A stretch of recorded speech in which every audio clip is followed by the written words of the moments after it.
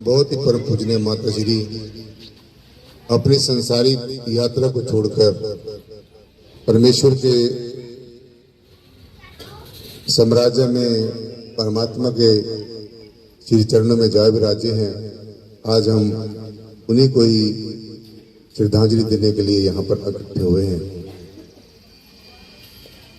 आदि गुरु नमस्कार निराकार श्री सतगुरु चरण ओत प्रोत परवेश एक अनेक विस्तार रब नमस्कार बूटा चरण घट घट में परवेश।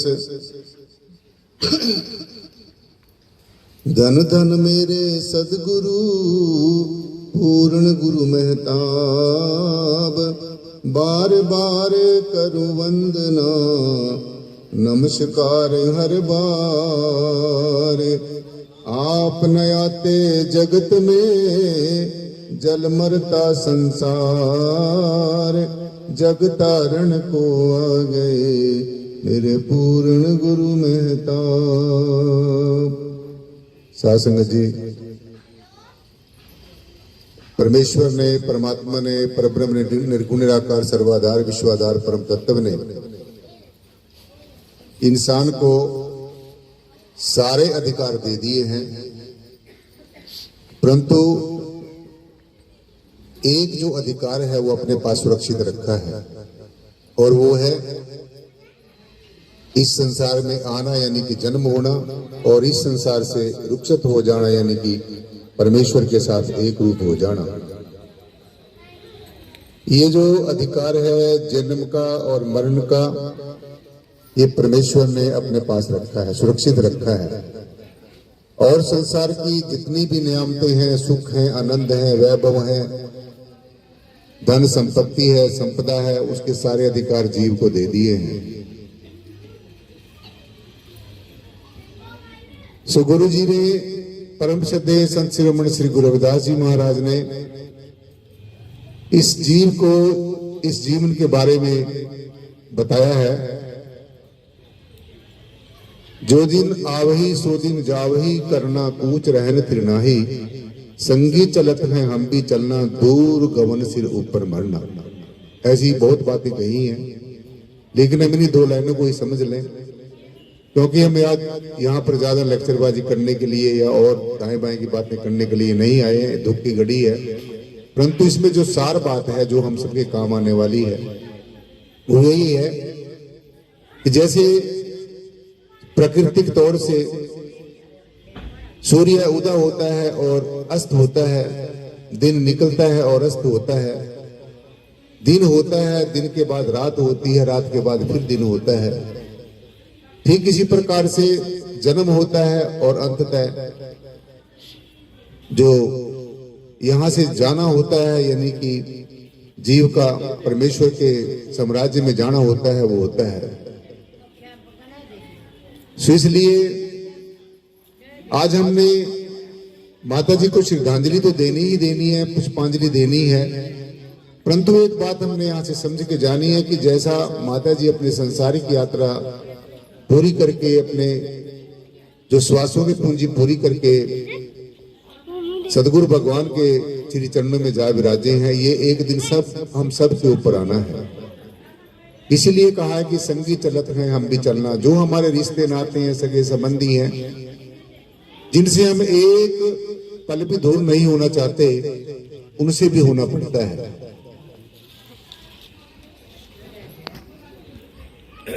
जो सबसे बड़ा सलाहकार होता है, जो सबसे बड़ा वजीर होता है, सबसे बड़ा हमारा शुभ चिंतक होता है, वो घर की अर्धांगिनी ही होती है।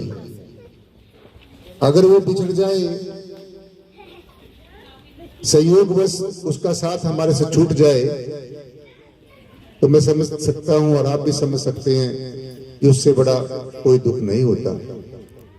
निश्चय ही जिसके साथ सारा जीवन गुजारा हो, सुख दुख में जो सांझी रही हो, तो उसकी जो याद है वो आती ही रहती है। परंतु ये परमेश्वर का अकाट्य सिद्धांत है, प्रकृति का अकाट्य सिद्धांत है कि जिसने आना है उसने जाना भी है।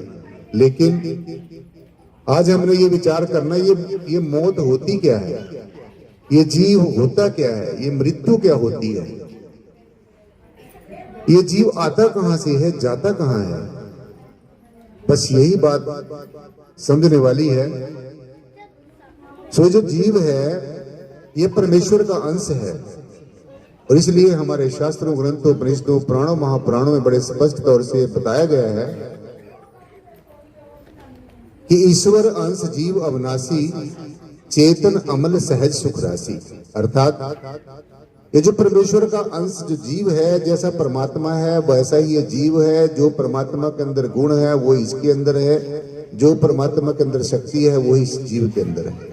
परंतु ये काल की त्रिगुणात्मक माया में जब फंस जाता है, ये शरीर में धारण कर लेता है, तो अपने असली स्वरूप को भूल जाता है। इसके चारों तरफ तरह तरह के आवरण चढ़ जाते हैं, विकारों के आवरण चढ़ जाते हैं, और जो संसार की आसक्ति है इसके आवरण चढ़ जाते हैं। जो संसार का रंग रूप आकार के आकर्षण और आसक्ति के जो लेयर्स हैं, जो आवरण है वो चढ़ जाता है, और ये अपने स्वरूप को भूलना शुरू कर देता है।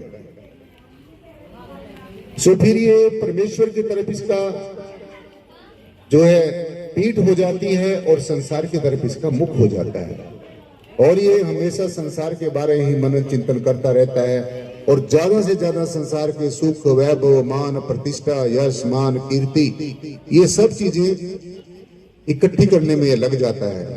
और परमेश्वर की तरफ जिसका ये अंश है उसकी तरफ इसकी पीठ हो जाती है, और संसार की तरफ मुख हो जाता है। सो फिर कोई ऐसा हमारा प्रारब्ध कर्म जागृत होता है, संचित कर्म जागृत होता है, वर्तमान का कर्म जागृत होता है। कोई ऐसा ब्रह्म ज्ञानी, तत्वदर्शी, आत्मदर्शी, ब्रह्मनिष्ठ, तत्वनिष्ठ सदगुरु हमारे जीवन में आता है, और फिर वो अपनी ज्ञान दृष्टि देकर, तत्व दृष्टि देकर इस जीव को ये सचेत करता है, एहसास कराता है, रियलाइजेशन कराता है कि तेरा असली रूप वो ये है, और जिसमें तू लगा है ये संसार का जो माया है ये किसी भी काम आने वाली नहीं है। इसीलिए गुरुजी ने कहा है कि जैसा सपना रात का ऐसा ये संसार। ये जो मनुष्य का जीवन है एक सपने की भांति है। रात को सपना आता है, सपने में हम राजा बन जाते हैं, बड़े बड़े ताज तख्तों के मालिक बन जाते हैं, लेकिन सुबह आंख खुलती है वही चारपाई होती है, वही हमारे घर की दीवारें होती हैं।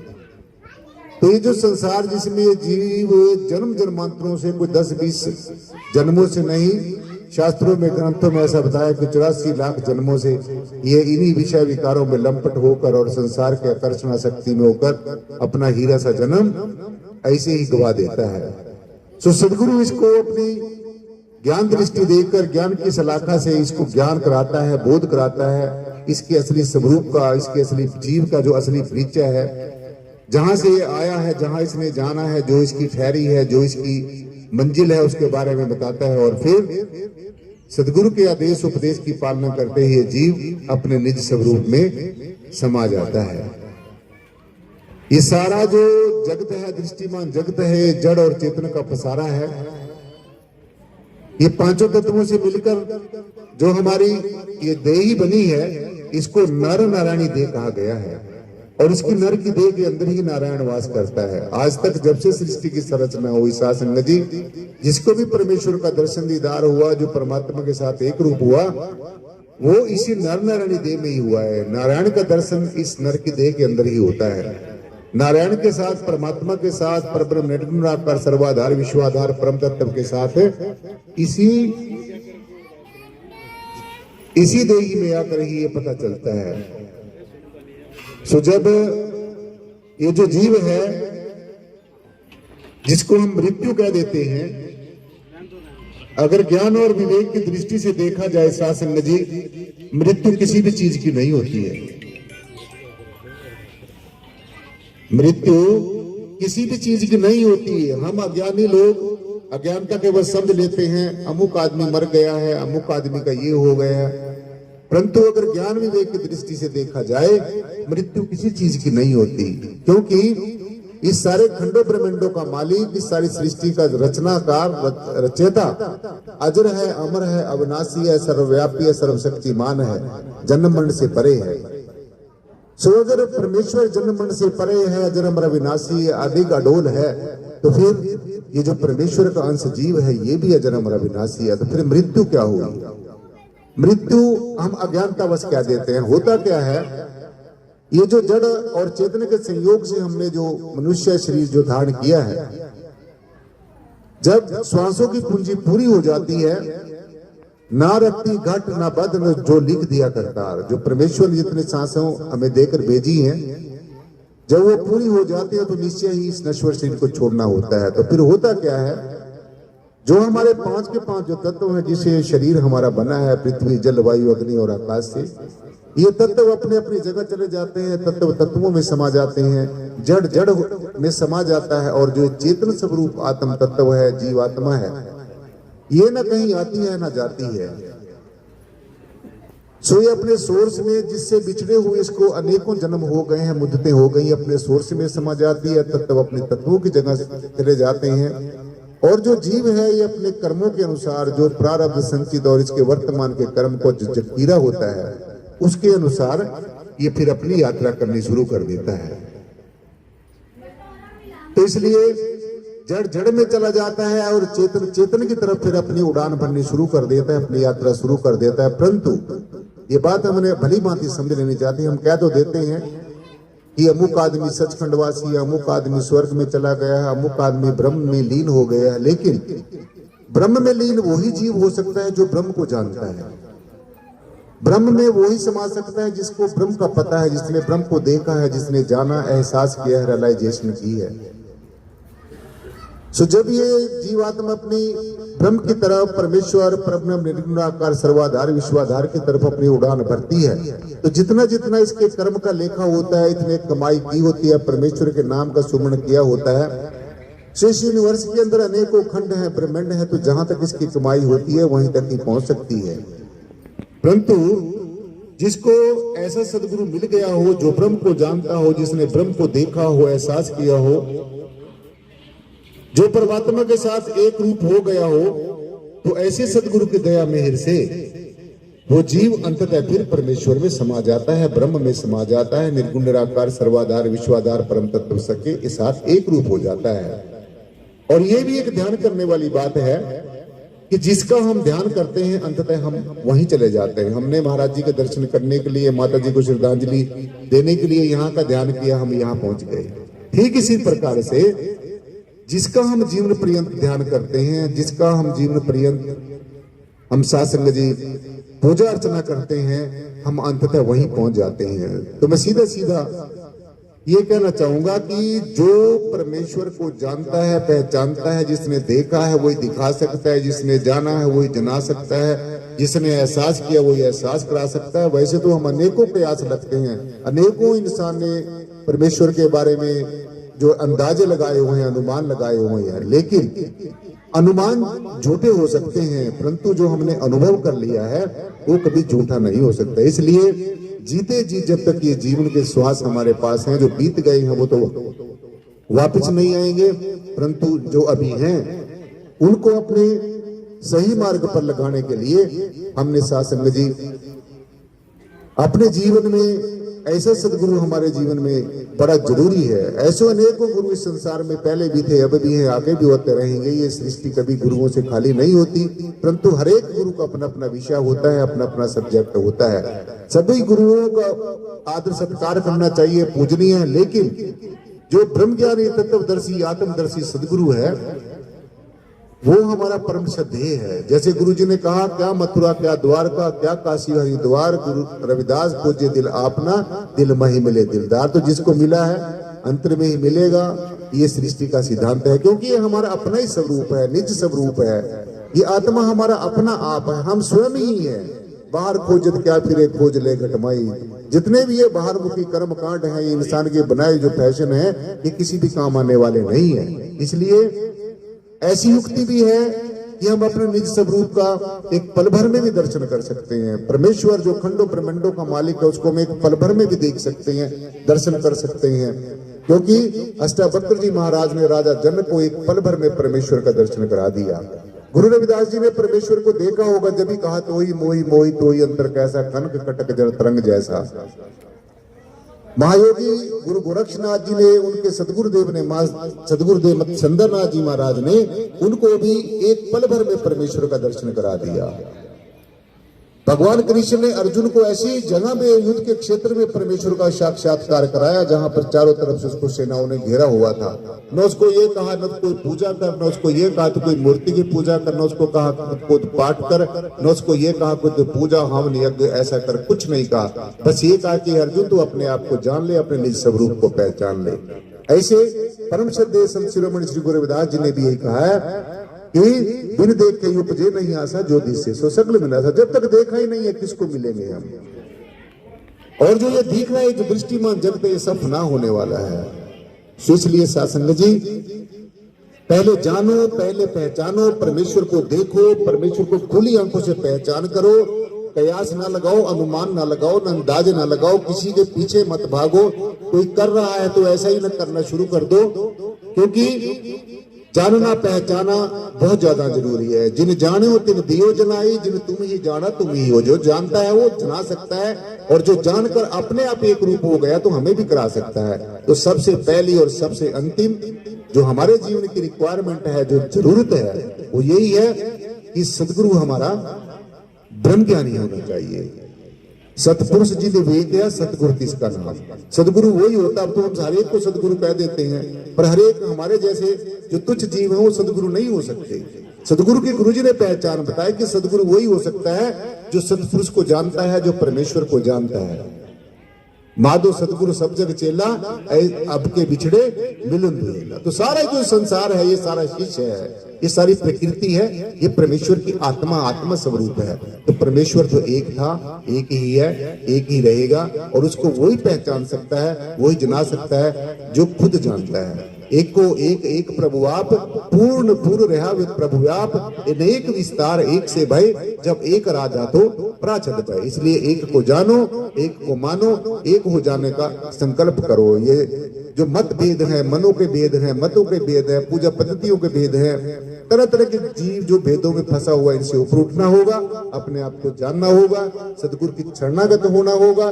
सदगुरु के मन वचन और कर्म से जो समय का सदगुरु है, ये सबसे विशेष बात जानने वाली है। जो समय का सदगुरु है, जो लिविंग मास्टर है, और जो समय का है, जो सदगुरु पहले आए वो अब वापस नहीं आएंगे, वो अपना पाठ पढ़ाकर चले गए हैं। जो समय का सदगुरु है, उसको वही हमें वो बात बताएगा, वही हमें वो समझाएगा।